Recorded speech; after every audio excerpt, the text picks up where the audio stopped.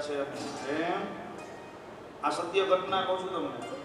કાચના દરવાજા એમ તો કે હા ઓલી બાજુ જે મંદિર અમે બનાવ્યું ને આરસ પથ્થરનું હા એ બહુ મોંઘું બનાવ્યું છે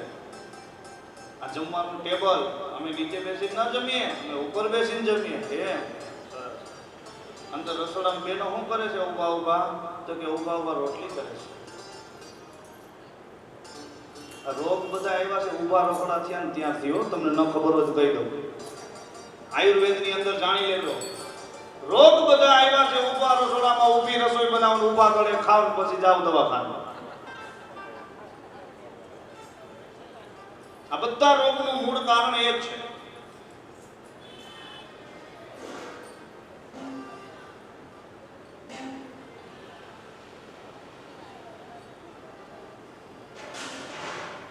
રોટલી દાદે પછી ખબર પડે કે ટીવી કોકની હાહુ ગુજરી ગયા છે નહીં સાહેબ તમે તમારા ગરડાને પૂછજો રસોઈ બનતી વખતે કૃષ્ણ પરમાત્માનું પદ ગાતા હોય ને તો એ તમે જે રસોઈ બનાવો ને રસોઈનું પ્રસાદમાં રૂપાંતર થઈ જાય હે આ બધું આદિ પરંપરા છે વૈદિક પરંપરા અનુસાર છે એ લોકોને હું તો હાલું તાવડી હૈયે મારે હર ખન માય જો મારે ઘેર મહેમાન આ મહેમાન કોણ આ મહેમાન કોણ હીરે મહેમાનો ને ઉતારો આ મહેમાન કોણ અંતરના ભાવથી યાદ કરો ને સાહેબ મારો કૃષ્ણ પરમાત્મા કોઈના કોઈ સ્વરૂપે તમારા બોલાવવાથી તમારા આંગણે આવે ને આવે કારણ કે પ્રેમ લક્ષણા ભક્તિ કૃષ્ણએ આપી છે કથાનો 7મો દિવસ કે 6થો દિવસ હશે હું તમને એની કથા કહીશ કે કૃષ્ણ પરમાત્મા કળી કાળની અંદર ભક્તોના ઘેડે કેવી રીતે આવશે એ સ્પષ્ટ ભાગવતની અંદર કહી ગયા છે પણ તમને બોલાવતા આવડે તમારા ભાવ ઉપર પ્રગટ થાય છે આ બધું વૈષ્ણવ ઠાકોરજી મહારાજનો નૈવેદ્ય પ્રસાદ બનાવતા હોય તો વૈષ્ણવોને તમે જોજો એ જ્યારે પ્રસાદ બનાવતા હોય ને પ્રસાદની ગમે એટલી સુગંધ આવે ને પણ કોઈ દી એનું મન ન ડગે અને કદાચ એને સુગંધ આવી ગઈ ને મન ડગ્યું હોય ને કે ઓહો ઠાકોરજીનો શીરો ઠાકોરજીને ખવડાવીને પછી આપણે જલ્દી ખાશું તો એ ઠાકોરજીને ભોગ નથી લાગતો સાહેબ કારણ મન બગડે ને સાહેબ એનો ભાવ બગડતા વાર ન લાગે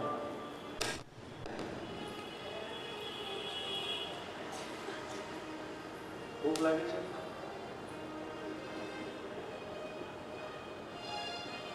તમને બધાને ખબર છે 33 કોટી દેવતાઓના દર્શન આની અંદર છે પછી તમારે ક્યાંય જવાની જરૂર ન પડે આંખો ખોલીને પહેલા જમણા હાથની હથેળી પછી ડાબા હાથની હથેળી જોવાની કીધી જોઈ જોતા હોય ભૈયા શું જોવે છે મોડું નથી થઈ ગયું ને ઓછી કે રાખીને સુવે ઠીક છે મારા બાપ સમય બહુ સારો છે જીવવા જેવો છે જીવી લેજો પહેલાના સમયની અંદર માણસોને સત્સંગ ને કથાથી આવું બધું જાણવા મળતું અત્યારે તો આમાં ખાલી એક બટન દબાવો ને તમને બધું આખે આખું આવી જાય એટલી ફાયદાકારક વસ્તુ આ મોબાઈલમાં પણ આનો દુરુપયોગ કર્યો તો દવાની બોટલ લેવી પડશે પાટે કપાવાઈ જવું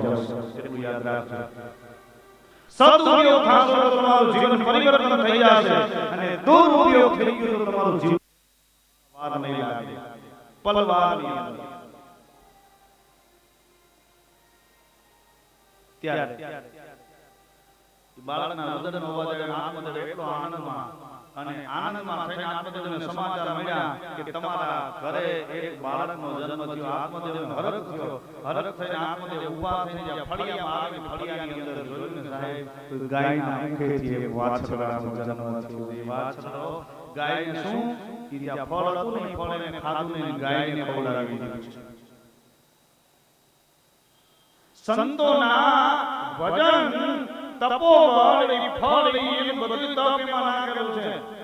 આપણને ઘણા છે તમને બધાને ખબર છે આપણે ગંગાજી જઈ આવ્યા પછી ગોમતી જઈ આવ્યા પછી આપણે આપણી ઘરે જાય ને રસ્તામાં કોક આપણને કે અમદાવાદ થઈને આવતા હોય કે ભાઈ અમારી ઘરે રોકાઈ જાવ તમે નહીં રોકાવ શું કામ નહીં રોકાવ ખબર છે કે આ પુણ્યનું ભાથું ઘરે જઈને ઠલવવાનું હોય રસ્તામાં નો ઠલવી નખાય છે પુણ્યનું ભાથું ઘરે જઈને તમે તમારા આંગણે સ્નાન કરો ને પછી પુણ્યનું ભાથું તમે ઠલવો તમે કોઈ અત્યારની વાત નથી કરતો બધા વૃદ્ધો છે ને માવડી બધાને ખબર છે તરત કે જાત્રા કરી અને કોઈની ઘરે રાત નો રોકાય સીધા ઘર ભેગું થઈ જાય અને ત્યારે આત્મદિને આનંદ થયો મારા કુખે મારા ઘરની અંદર જ્યારે હાવ શૃંગાર અત્યારે તો એક નાના બાળકના રુદનનો અવાજ આવે અને નાના બાળકના રુદનના અવાજ પછી ગાયના પેટે પણ એક વાછરડાનો જન્મ છે એનું નામ શું પાડ્યું છે બોલીએ ગોકર્ણ મહારાજ કી ગોકર્ણ મહારાજ અને આ ધુંધુલીનો દીકરો એનું નામ શું રાખ્યું ધુંધુકારી પણ ઘટના એવી બને કે આ સંતોના ફળના સેવનનો પ્રતાપ એટલે ગોકર્ણ મહારાજ 6 શાસ્ત્ર 4 વેદ અને 18 પુરાણના મહાન જ્ઞાની થયા છે પોતે બધા શાસ્ત્રો માતા પિતાને સંભળાવે છે અને માતા પિતાએ બધું શાસ્ત્ર સાંભળે પછી ગોકર્ણ મહારાજ કહે છે પિતાજીનું અવસાન થાય ગોકર્ણ મહારાજ 4 ધામના તીર્થ યાત્રા માટે નીકળી જાય છે ટોટલ 12 ધામ છે આપણા ગુજરાતમાં 4 ધામ છે આપણે જે માં 4 ધામ કરવા આવે આ લોકો ત્યાં 4 ધામ કરવા આવે ટોટલ 12 ધામ છે ત્યારે ગોકર્ણ મહારાજ નીકળી જાય છે આ ધુંધુલીનો દીકરો જેનું નામ છે ધુંધુકારી સાહેબ એક ગોળામાં પાણી પીતા હોય એટલે ઈ ઘરના લક્ષણ આવે આવે આવે અને આવશે યાદ રાખજો આવે આગળના સમયની અંદર બધા એવું કહેતા કે આપણા ઘરે સાધુ બ્રાહ્મણો જમતા નહીં એટલે કઈ આપણો શરીર નહોતો અમને મૂળા ગોળાની તકલીફ હતી દાદા સાચું છે ને મૂળ ગોળાની તકલીફ કારણ કે પહેલા સમય તમે જોજો કે ગામનો કે આપણને પાણી ન ભાવે ઈને પાછો બોલીને આપણને લ્યો બાપુ પીઓ તઈ કેવું પડે પાણી અઘરા છે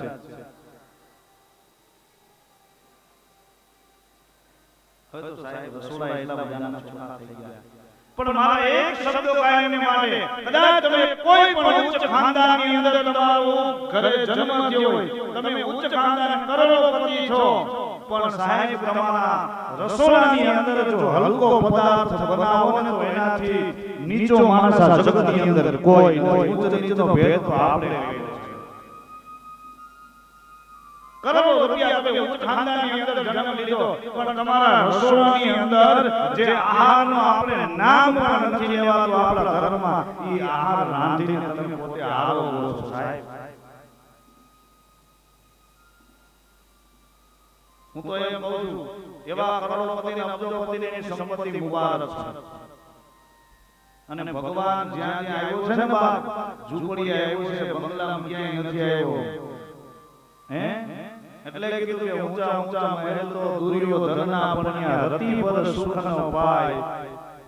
ચાલો ને વિદુર ઘેર જાય વિદુરની ઘેર ઝૂંપડી ગોતી જલારામની ઝૂંપડી ગોતી છે પરબની ઝૂંપડી ગોતી છે માં અમરે કેવું ભજન કરી લીધું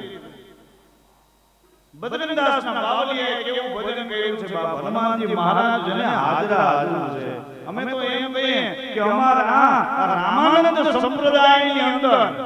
અમારા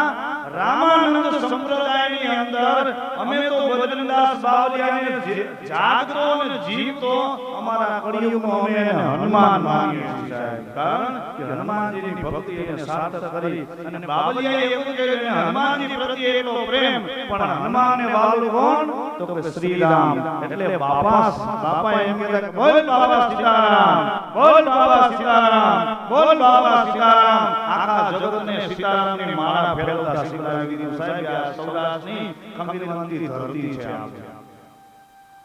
કોઈ નાની મોટી ધરતીમાંથી આપણે જન્મ નથી લીધો. શૂરવીરના રક્તનું ટીપું કદાચ ઈ રણભૂમિ ઉપર પડે ને તો સાહેબ ત્યાંથી ફીણ નીકળવા માંડે. આટલી તાકાત છે આપણા શૂરવીરના લોહીની અંદર, ક્ષત્રિયોના લોહીની અંદર. એના પાણીયા ઉભી, એની ખામીઓ ઉભી છે.